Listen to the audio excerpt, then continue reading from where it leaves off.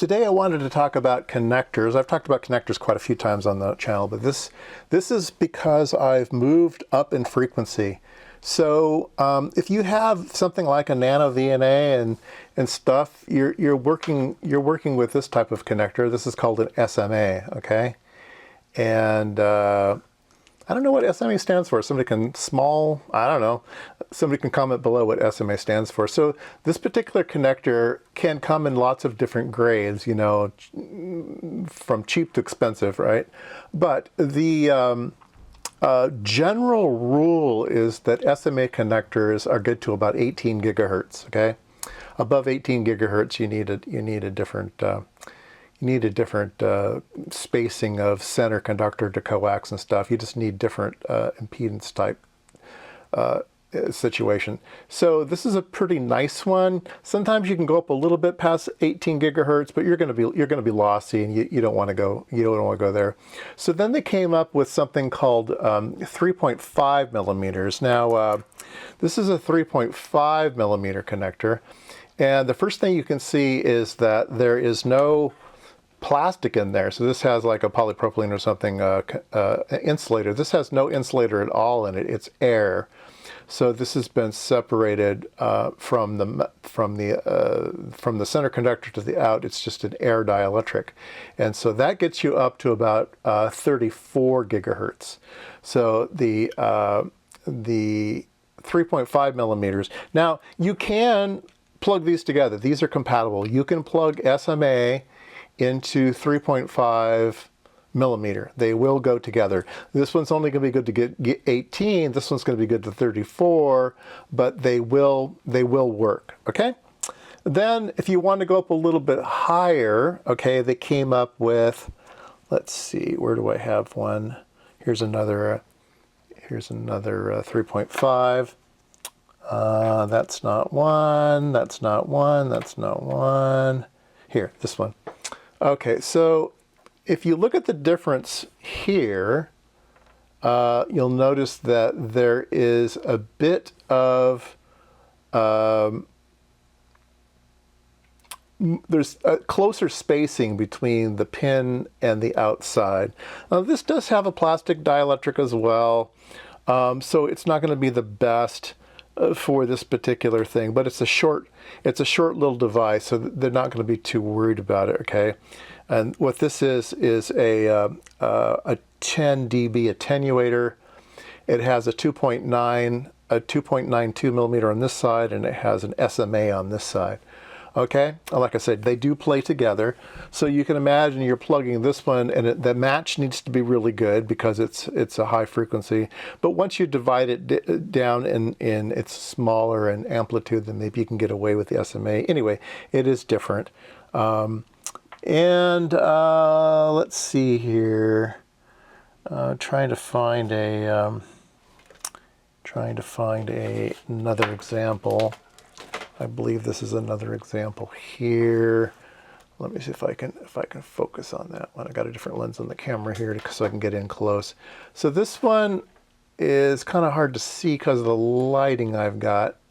But let's see here. Let me see if I can turn on a separate light here to try to get you some more light. Yeah, there we go. You can see that it's a plastic dielectric with holes in it. So that adds. It's like half plastic, half air, and so this is quite high frequency as well. Now this one appears to be 2.92, about the same spacing as that one. So this is a cable. This is a Pasternak cable with a 2.92. So this is good to about 40 gigahertz. Okay, so the 2.92 is good to 40 gigahertz. Well, I just have a new machine that's good to 50 gigahertz, so you can't use these connectors on it. Okay, they won't get you there. You need to get higher than that. Okay, and then you go down to this, and let me refocus on this. There we go. Okay, so this also has an air dielectric, but the pin diameter, the little conductive pin, is much tinier, and the spacing is much tinier, 2.4 millimeters, that's the diameter. So this is not compatible, okay?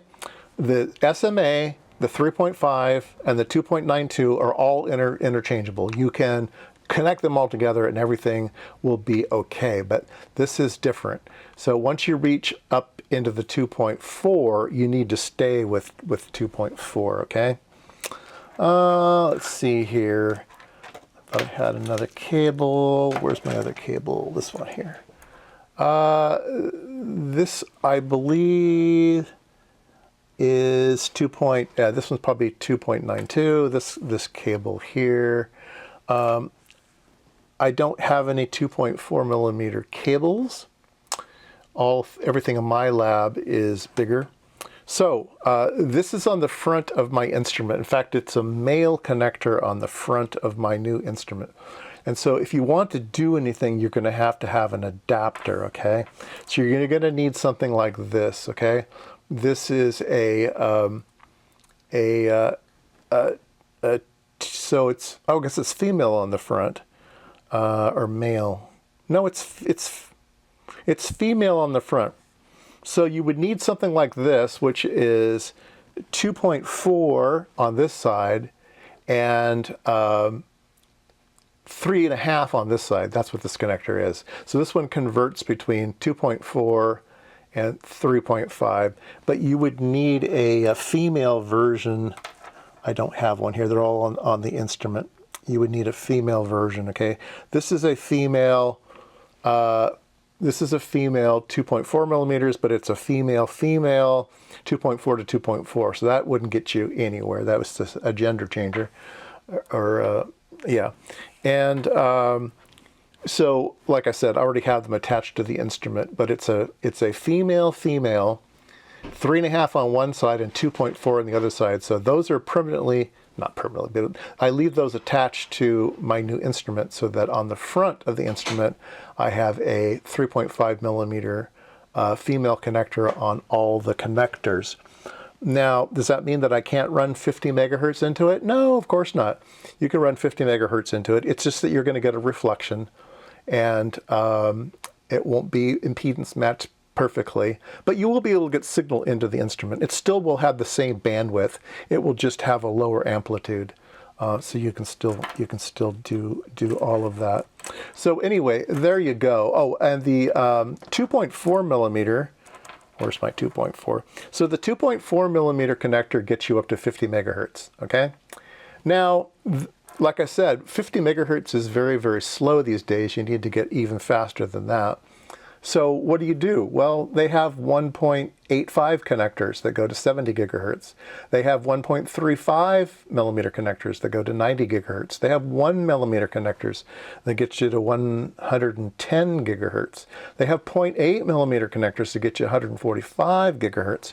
And I know a friend of mine says internal to their company, they're working with half millimeter connectors. They're not a general use item, but inside the company they use that. It gets you up to 220 gigahertz. And yeah, things to come. They get tinier and tinier and faster and faster.